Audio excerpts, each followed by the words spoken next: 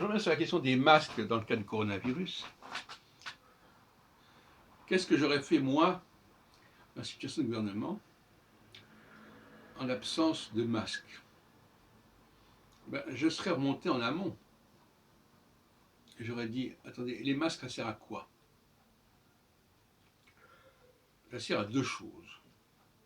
Par conséquent, une fois qu'on a identifié ces deux choses, on peut se passer des masques, du moins provisoirement. Ça sert à éviter que lorsqu'on parle, on projette du virus par la salive, par les postillons, etc.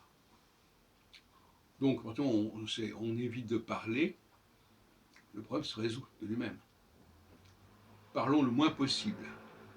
Apprenons à parler aussi peu que possible. Adaptons-nous à cette exigence de mutisme relatif. Première question. Le deuxième point, le masque sert aussi à ne pas se toucher le visage avec les mains. Puisque en se touchant le visage avec les mains, il y a un masque, on ne touche pas directement le visage. Donc ça aussi, il faut l'apprendre. Ne vous touchez pas le visage. Ne vous grattez pas, ne vous mettez pas les doigts dans le nez, ne vous frottez pas les yeux, etc. Donc ça aussi, ça peut s'apprendre. À partir du moment où quelqu'un, un, ne parlerait pas, et deux, ne se toucherait pas le visage, le fait de ne pas disposer d'un masque serait un dommage relativement secondaire. Et voilà comment il a fallu traiter le sujet. D'autre part, il faut savoir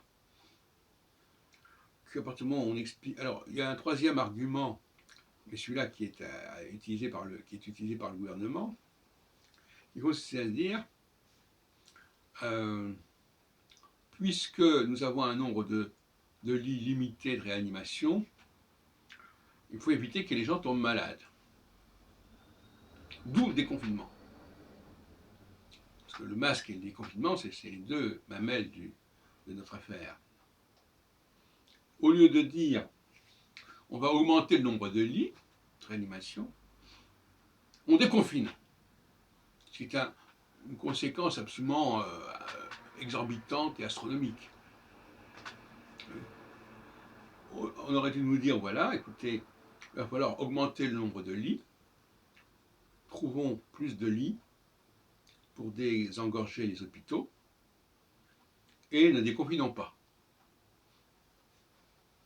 Eh bien, on a préféré dire, je viens d'un discours d'Édouard Philippe, il va falloir prendre comme critère le risque de tension au niveau des lits d'hôpital. Ça me paraît un critère ahurissant. Maintenant, on sait qu'on peut aménager les hôtels, etc. Bon, bref.